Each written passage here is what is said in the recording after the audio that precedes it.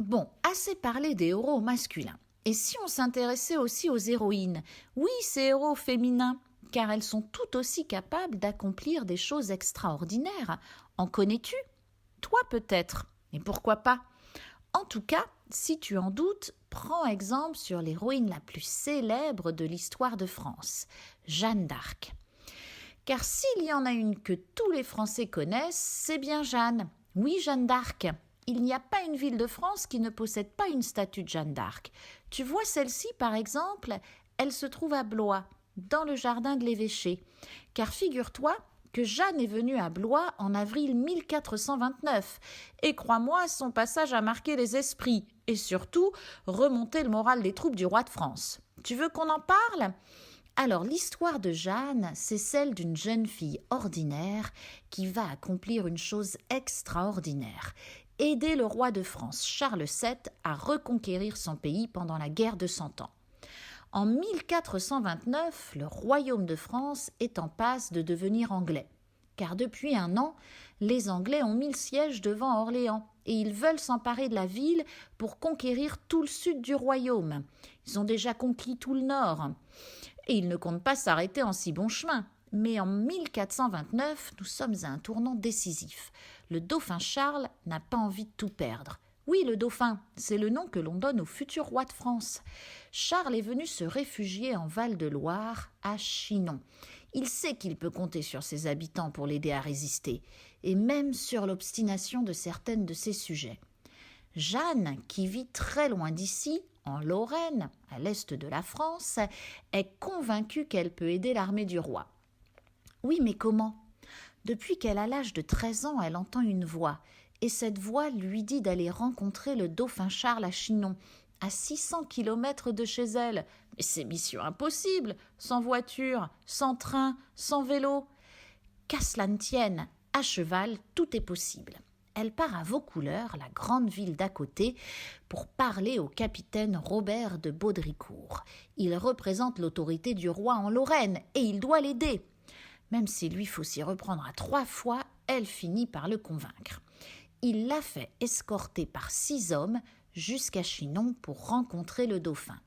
Jeanne, habillée en homme, chevauche la nuit et le jour à couvert dans les bois. Mais peur de rien. Après 10 jours d'une chevauchée dangereuse à travers les lignes ennemies, elle arrive à Chinon. Le roi a bien entendu parler de Jeanne, mais il se méfie. Il ne sait pas s'il doit lui faire confiance. Alors il se cache parmi la foule. Mais Jeanne ressent tout. Elle entend tout. Elle voit tout. Et bien sûr, elle le reconnaît. N'est-ce pas là un signe suffisant ? Jeanne a une mission à accomplir, alors Charles accepte de s'en remettre à elle. Après tout de même des semaines d'interrogatoire à Poitiers, il fallait bien être sûr. Ça y est, c'est le grand jour. Regarde sur ce grand tableau exposé au château de Blois.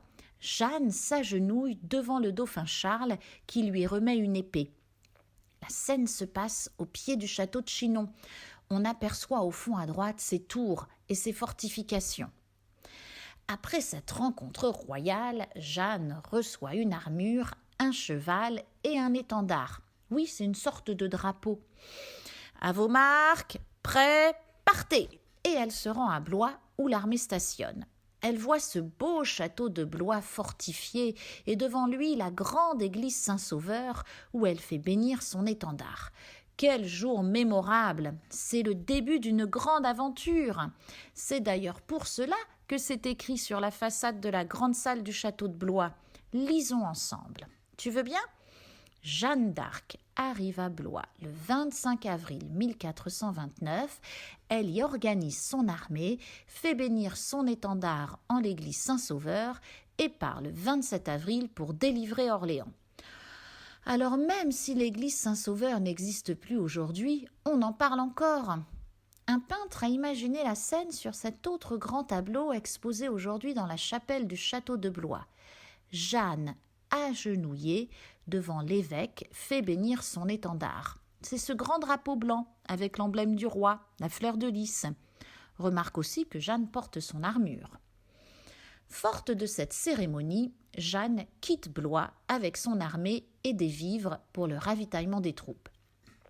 Elle rejoint Dunois, le dénommé bâtard d'Orléans, cousin du roi et demi-frère de notre prince poète, Charles. Tu te souviens de lui, Charles d'Orléans?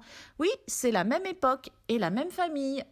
Quand Dunois rencontre Jeanne, il n'en croit pas ses yeux. Une jeune fille de 18 ans est prête à tout. Alors, impossible de reculer. Quand faut y aller, faut y aller. À la tête d'une armée de 10 000 hommes, ensemble, ils reprennent le fort des Tourelles en face du pont d'Orléans. Et les Anglais quittent la ville sans même livrer bataille. Même si Jeanne est blessée, sa flamme reste intacte. Elle est désormais celle par qui la victoire est possible.